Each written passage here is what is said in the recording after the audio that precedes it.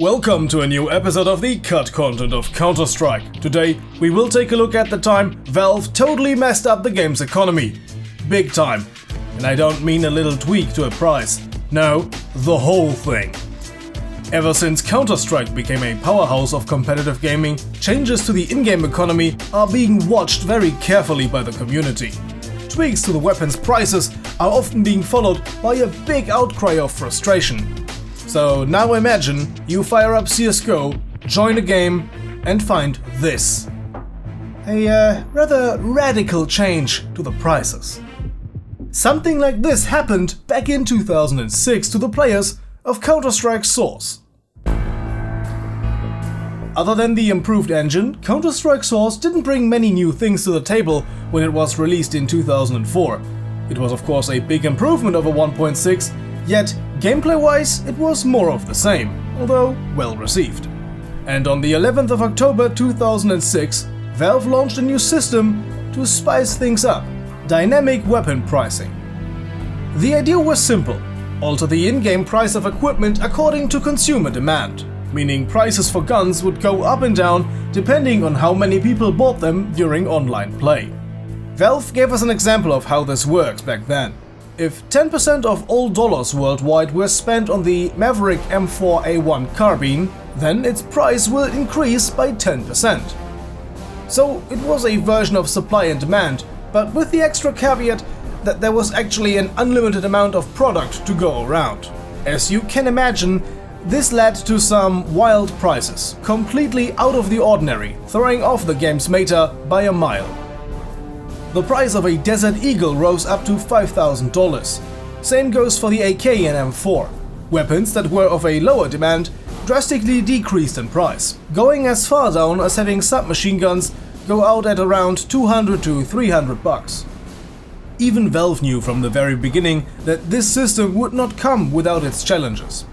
So to at least balance the beginning of each match, pistols were split off into their own category of the economy. But that didn't help much to keep the prices calm. 1 year after the launch of the dynamic pricing model, the Desert Eagle was floating around with a price of about $7,000. The M4 came in at $6,000, the AWP with $3,000, and a Kevlar vest with a helmet at around $6,000. All the while, the USP, Glock, Mac-10 and M249 cost you one measly dollar. It is fair to say the dynamic pricing experiment was a failure. Yet another year later, in 2008, the system was completely broken and abandoned.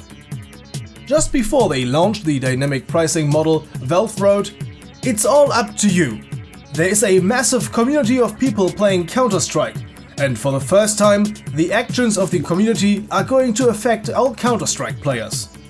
We are anxious to see the ways in which the game changes as a result of the global community of gamers exerting their influence. As always, let us know what you think." And people did voice their opinion. Pretty much everyone hated it. And people opted out as much as they could. On your own servers, you could deactivate the dynamic pricing via a console command, reverting everything back to the original prices.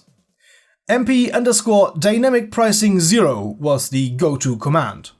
This is amongst the main reasons why you have likely never heard of it, as this is a chapter of Counter-Strike's history that most people would like to forget. In an interview, even Min Lee admitted that this system was a failure. Dynamic weapon pricing was a really interesting feature that came about when we worked at Valve, says Counter-Strike co-creator Min Lee, better known as Gooseman. "I thought it would work out, but in the end, everybody just wanted to buy the AK-47. They just didn't really want to pay top dollar for it. It's unfortunate it didn't really pan out." The thing is though, if the game was originally designed that way, people wouldn't complain. People became so used to the current system that when we did that, they had to relearn the whole meta. A lot of players at the time weren't really keen on relearning the meta. There's truth to what he said. People are reluctant to learn new things. Just remember the outcry when the Molotov cocktail was introduced. However, I still think that the dynamic pricing model does not really fit into Counter-Strike. Nonetheless, it is an interesting system that surely could find a place in another multiplayer game. So what do you think about this piece of largely forgotten cut content of Counter-Strike? Tell us your opinion in the comment section down below. At this point, a thank you to our few but loyal supporters on Patreon, who of course got to see this video first.